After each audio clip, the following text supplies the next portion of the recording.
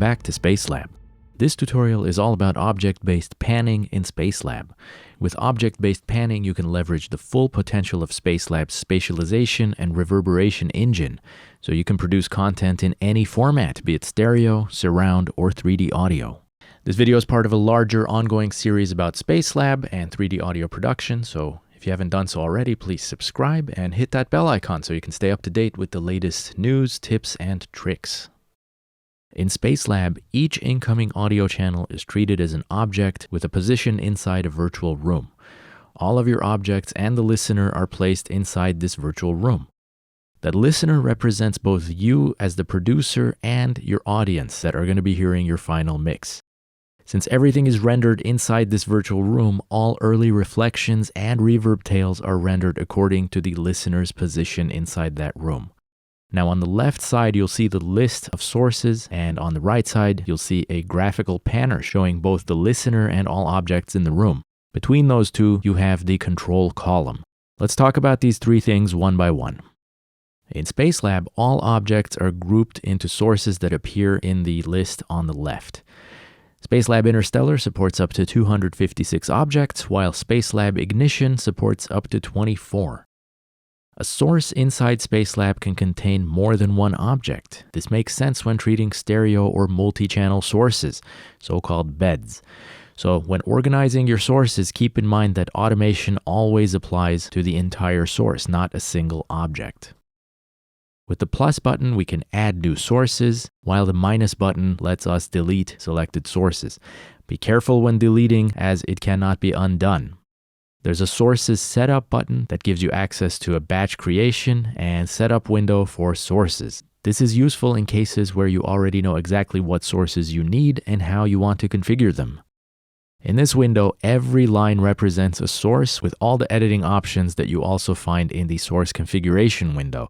This can be opened by clicking the wheel button of any source in the main window. If we head back to the batch setup window, you'll see that there is an Auto Assign All button. This button tries to automatically assign the plugin inputs to all sources which do not receive their input from a Spacelab Beam plugin. We'll talk more about the different input options for a source a little later in this video. Now, each source has buttons for mute and solo. If you're using Spacelab Interstellar, there are also buttons for hide and focus. Mute and solo are hopefully pretty self-explanatory.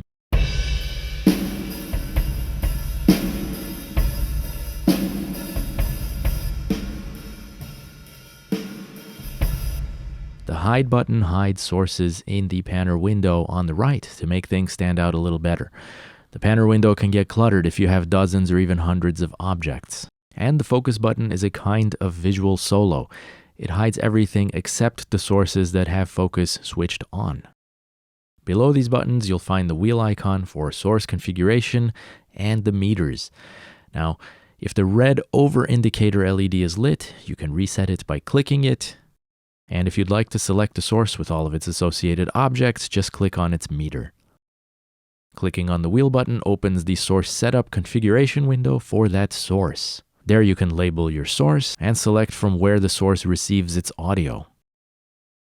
The first entry in this list represents the audio input for the plugin, and you have to assign the input channels of Spacelab to the objects of this source. All other entries are instances of the Spacelab Beam plugin that are present in your session. Beam can send audio from any channel in your DAW and make it available throughout all instances of Spacelab. As you can see here, we have several instances of Beam in our session. To learn more about Beam, please check out our tutorial on routing basics. There's a link in the description. When a Beam plugin is selected, the number of objects is automatically set to the number of channels in that selected beam. The assignment controls disappear. If the plugin input is selected as the source for your audio, then you have to manually choose how many objects you want in the source, and to which input channels these objects should be assigned to. You can either assign manually, or you can assign automatically by pressing the Auto Assign button. For Auto Assign, just select the input of the first object and click the Auto Assign button. Spacelab will then try to assign the other objects consecutively to its inputs. Each column represents an audio input of Spacelab, and each line is an object. In case Spacelab is instantiated on a channel with a speaker format containing LFE channels, AutoAssign skips LFE channels as they are usually not used for spatialization or reverberation. You can always change this manually if you want to use the LFE input as well. You can check the designations of input channels by hovering over their numbers. With the Load button, you can select the speaker layout as a template for the positions of the objects in your source. With the Save button, you can save the layout of your objects in relation to the listener, but only the directions will be saved, not their distances to the listener. In that way, you'll be able to load the layout in rooms with arbitrary sizes. In case the plugin input is selected for this source, loading a speaker layout also sets the amount of objects. Please take into account that LFEs are ignored and no object is created for them. On the bottom, you can select a color for each source so that you can better distinguish it from other sources in your scene. Last but not least, you can select whether the positioning of the source relates to the room or the listener. In Spacelab, you can have both types of sources in the same scene, but you cannot pan them around together since their behaviors are entirely different. As a result, the Source Type button in the control room switches between editing room-related sources and editing listener-related sources. Now, by default, sources relate to the room and positions are adjusted in X, Y, and Z coordinates, relating to the coordinate system of the room itself. In the top panner and the side panner view, the origin of the coordinate system is the lower left corner. If source position relates to the listener, then the source's objects are positioned using azimuth, elevation, and distance from the listener. The azimuth is the angle in the horizontal plane of the object, with the axis going from back to front through the listener. That means 0 degrees is front, 90 degrees is left side, 100 or negative 180 degrees is directly behind you, and negative 90 degrees is to your right. The elevation angle is the angle between the axis through the listener or object and the horizontal plane. 0 degrees means that the object is on the horizontal plane, and 90 degrees means that the object is directly on top of you, while negative 90 degrees means that the object is directly below you. Distance is measured in meters and can also be set to negative values. This lets you make objects move through the listener by adjusting the distance from negative to positive values or vice versa. Keep in mind, when you move the listener, the sources that relate to the listener also move with it. In Spacelab Interstellar, there's another drop menu that becomes available in the setup window for listener-related sources, where you can select if the objects of the source are only bound to the listener's position or also to the listener's orientation. If the source positioning is also bound to the listener orientation, then changing the listener yaw, pitch, or roll also changes the object position in the room in such a way that they maintain the same relation to the listener's orientation. If you have a crowded room, you can easily select the listener by clicking the Select Listener button at the bottom of the sources list. The control column contains the parameter knobs for the object and the listener. The controls change depending on what is selected. With the first 3 knobs, you can adjust the position of sources, single objects, or the listener. You can click on a single object to select it, and when you've selected an object, the position knobs show the absolute position of that object. When a group of objects or sources is selected, the position knobs are initially at 0.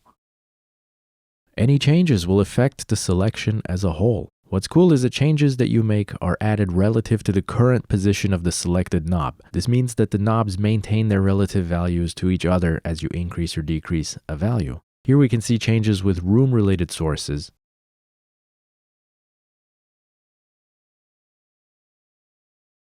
And here with listener-related sources. Sources have 2 additional parameters visible below the position knobs.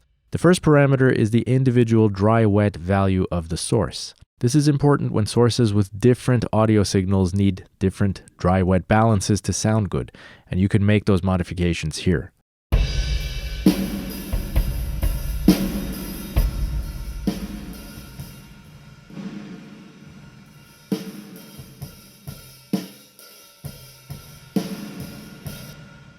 This value is combined with the overall dry-wet value on the reverb page.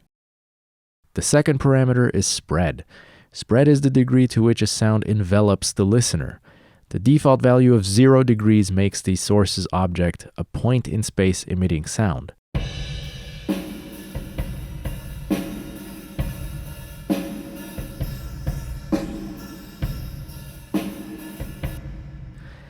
By increasing the spread value, the virtual size of the object is increased. This has the effect of enveloping the listener more and more until the sound totally envelops the listener at 180 degrees. At that point, no clear direction can be perceived anymore. The sound is coming from all directions simultaneously.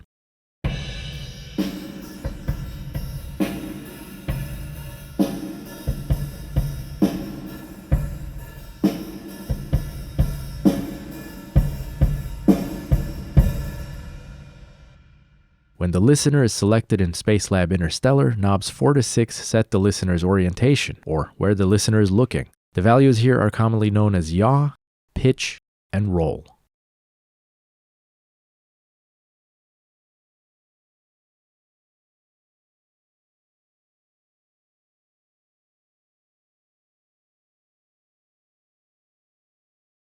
At the bottom of the column, we have the Automate button, which activates the automation mode for source parameters. When active, you can write source automation to the host by using Spacelab's GUI. To learn more about source parameter automation, please have a look at our automation tutorial video. The panner window has 3 different views in Spacelab Ignition and 4 different views in Spacelab Interstellar. The 3D view is, as the name suggests, only for viewing your scene from different angles. This is the default view you see when you open the plugin, and you can click and drag for easy viewing of your scene. Holding Shift while dragging moves the whole scene around. And scrolling with the mouse wheel zooms in and out. Alt or Option click resets the view to the default position, angle, and zoom factor. Now, when you're in 3D view, you can of course use the knobs in the control column for adjusting the position of either sources or the listener. The top panner and the side panner views are specifically designed to pan sources and objects by simply dragging them around. The background contains a grid where each square represents 1 square meter. The origin of its coordinate system is the lower left corner. With the top and side panners, you can change object positions by either using the position knobs or by dragging the objects around directly. You can do the same with the listener. To select objects, click into an empty area and drag to select. You can also click on a single object for selecting it, or add or subtract objects from your current selection by holding the Shift key while clicking on other objects. And you can deselect everything by clicking into an empty area. In Spacelab Interstellar, there's a 4th view option called Map View. In Map View, the listener is not visible because the space and the objects are seen from the listener's perspective. The spherical directions around the listener are projected into a rectangular plane, just as the Earth's spherical surface is projected onto a rectangular world map. In this view, the x-axis represents azimuth and the y-axis elevation, each with 30-degree intersections. You can move your selection freely by using the knobs in the control column, or by clicking one of the selected objects and dragging it around.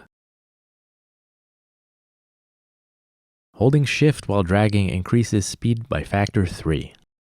Holding the Command key on Mac or Control key on Windows while dragging restricts motion to azimuth changes only. Holding Alt or Option while dragging restricts motion to elevation only. In this view, there's also a Show Speakers button. This button lets you visualize the speaker layout that is currently selected as your output format. And that's it for this video. Please make sure to subscribe and hit that bell icon to be notified of any updates. Thanks for watching, and happy mixing.